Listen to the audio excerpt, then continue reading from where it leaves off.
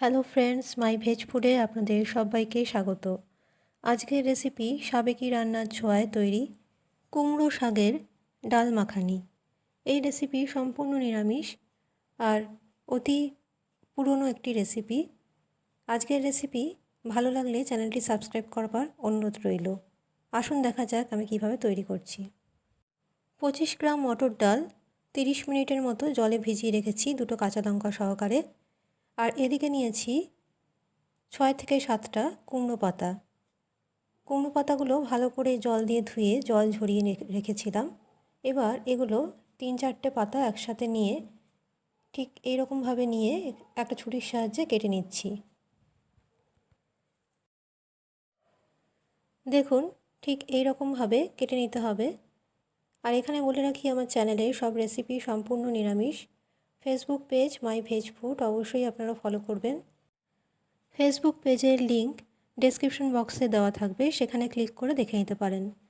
কুমড়ো পাতা ঠিক এরকমভাবে কুচি কুচি করে কেটে নিচ্ছি।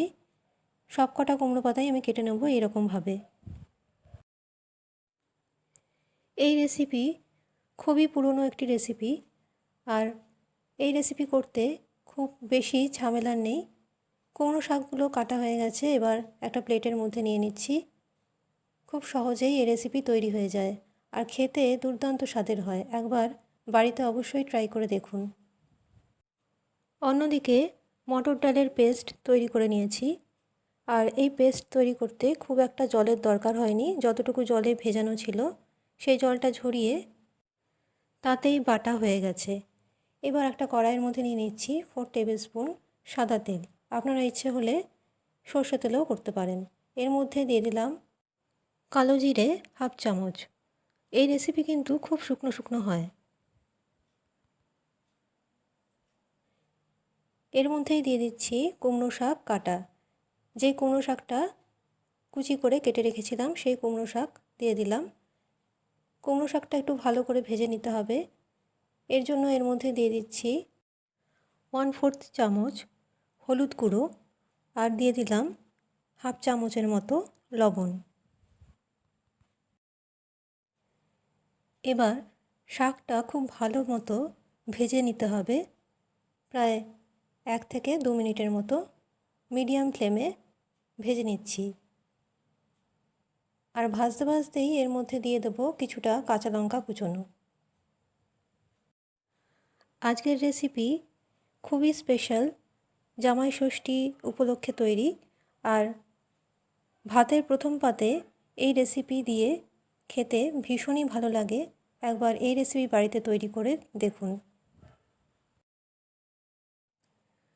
শাকটা ভাজতে ভাজতে যখন খুব একটু শুকিয়ে যাবে তখন এর মধ্যে দিয়ে দিতে হবে 1 চামচ চিনি। চিনিটা অবশ্যই দিতে হবে। আর খুব ভালো করে ভেজে নিচ্ছি। এর মধ্যে আমি 1 চামচ চিনি ব্যবহার করছি, আপনারা আপনাদের স্বাদ অনুযায়ী চিনিটা ব্যবহার করবেন।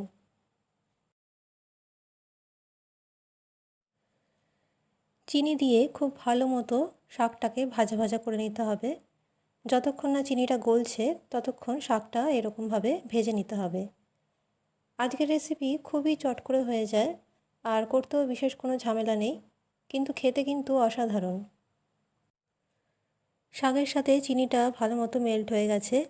এবার এর মধ্যে দিয়ে দিচ্ছি বেটে রাখা ডাল। ডালের পেস্টটা দিয়ে ভালো করে কুমড়ো শাকের সাথে মিশিয়ে দিতে হবে। আর ঠিক এই রকম প্রসেসে করতে হবে। ডালের সাথে মানে ডাল বাটার সাথে কুমড়ো শাক খুব ভালো মতো নাড়িয়ে চাড়িয়ে ডালের কাঁচা গন্ধটাও এর থেকে চলে যাবে আর কুমড়ো শাকটাও ডালের সাথে ভালোভাবে মিক্স হয়ে যাবে। খুব ভাজা ভাজা করে ভালো করে ভেজে নিয়ে এরপরে এটা আমি কড়াইয়ের থেকে নামিয়ে রাখবো। তৈরি হয়ে গেল কুমড়ো শাকের ডাল মাখানি। ভাতের সাথে প্রথম পাতে এই রেসিপি দিয়ে একবার খেয়ে দেখবেন, খুবই দারুণ স্বাদের। আর সাবেকি রান্নার এই রেসিপি আশা করি আজকে আপনাদের ভালো লাগবে। এইরকম নতুন রান্নার আপডেট পেতে আমার চ্যানেলটি সাবস্ক্রাইব করে রাখুন আর পাশের বেল আইকনটি প্রেস করতে ভুলবেন না। আজকের মতো আমার রেসিপি এখানেই শেষ করলাম। ভালো থাকবেন। নমস্কার।